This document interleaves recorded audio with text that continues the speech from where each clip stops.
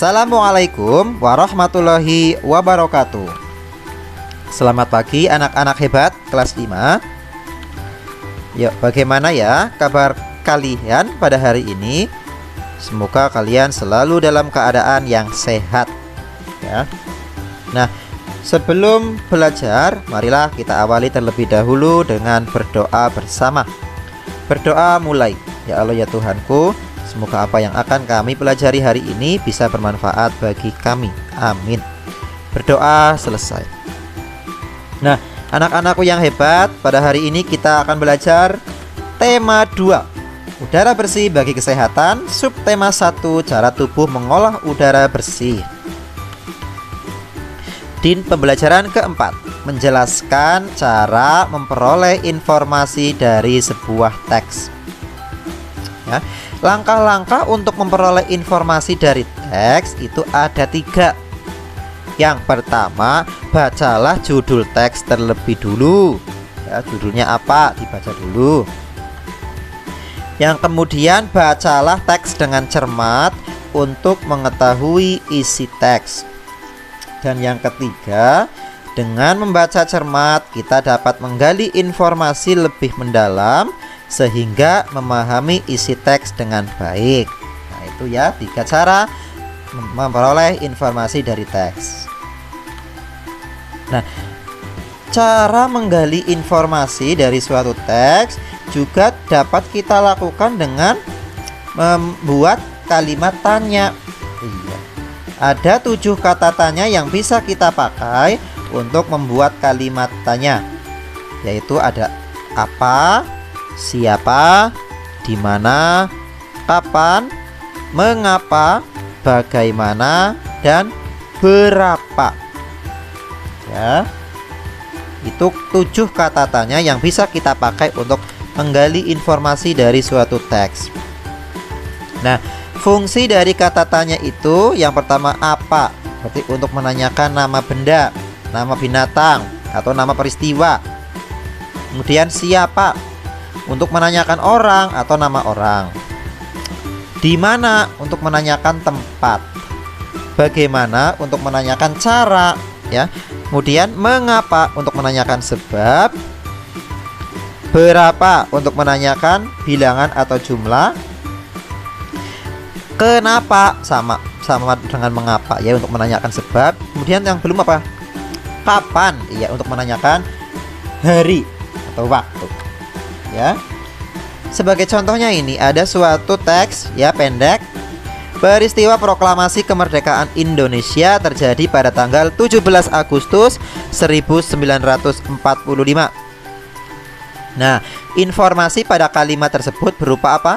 Waktu ya terjadinya suatu peristiwa. Oleh karena itu, kata tanya yang tepat adalah kapan.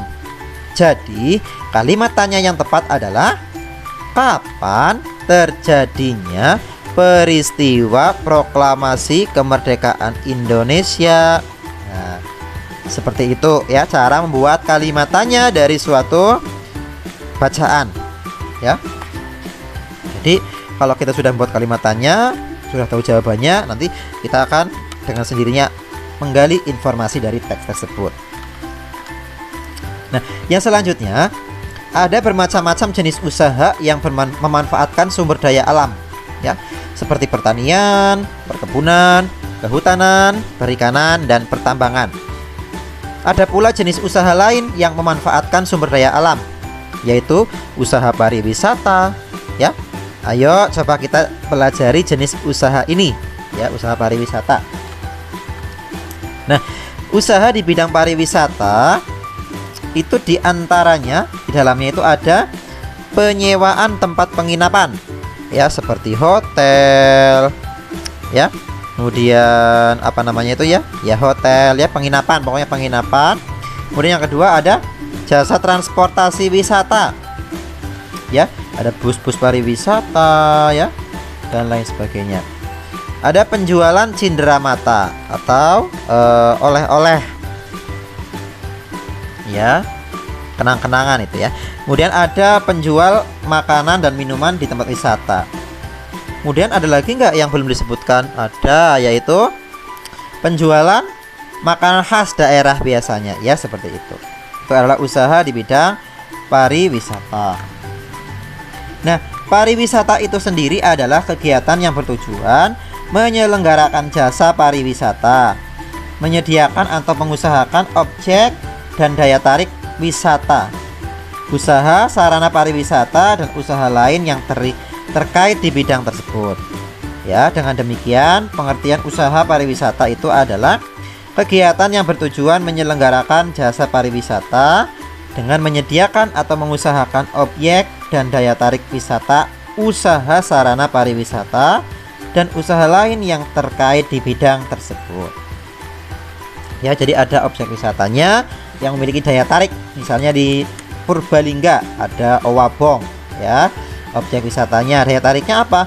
Menyediakan apa di sana? Oh, kolam renang yang banyak, kemudian ada wahana-wahana dan lain sebagainya. Itu akan menarik para wisatawan untuk berdatangan ke tempat wisata itu. Nah, industri pariwisata itu meliputi bidang-bidang usaha yang dapat dikelompokkan ke dalam 3 sektor. Yang pertama, usaha jasa pariwisata. Yang kedua, usaha sarana pariwisatanya. Yang ketiga, usaha jasa objek wisata. Yang pertama, usaha jasanya. Ya, ada biro perjalanan, jasa konvensi, jasa perjalanan insentif, ya, pameran jasa konsultasi pariwisata dan jasa informasi. Kemudian usaha sarana pariwisatanya ada hotel, melati, persinggahan karavan, ya, angkutan wisata, jasa boga dan bar, kawasan pariwisata, rekreasi dan sebagainya. Usaha jasa objek wisata ada wisata budaya, wisata minat khusus dan wisata alam yang memerlukan keahlian dan keterampilan khusus. Nah, selanjutnya hubungan antara hak dan kewajiban serta tanggung jawab. Ya, seperti pada pertemuan sebelumnya kita sudah belajar tentang hak, kewajiban dan tanggung jawab. Hak itu adalah, ya, sesuatu, ya, yang harus kita dapatkan sejak lahir, bahkan sejak dalam kandungan. Ya, hak, kewajiban dan tanggung jawab itu harus kita laksanakan secara seimbang. Ya. Kemudian kita, ya, tidak boleh menuntut hak jika belum mengerjakan kewajiban kita dengan penuh tanggung jawab. Jadi kewajibannya dulu dilaksanakan, ya, baru kita akan mendapatkan hak kita. Ya. Contohnya ini. Kita belajar dulu, ya, tanggung jawab kita sebagai siswa belajar. Belajar dulu yang rajin baru mendapatkan hak berupa apa? Nilai yang bagus. Nah, itu misalnya, ya. Nah, contoh ini adalah hak sebagai warga masyarakat. Berhak untuk dipilih dan memilih dalam suatu pemilihan. Kewajibannya berpartisipasi dalam proses persiapan hingga pelaksanaan pemilihan agar berjalan sesuai asas jurdil, jujur dan adil. Tanggung jawabnya menerima dan melaksanakan hasil pemilihan. Nah, itu dia, ya, pembelajaran kita pada hari ini. Kita akan bertemu lagi di pertemuan yang selanjutnya, ya. Wa akhiri wassalamualaikum warahmatullahi wabarakatuh.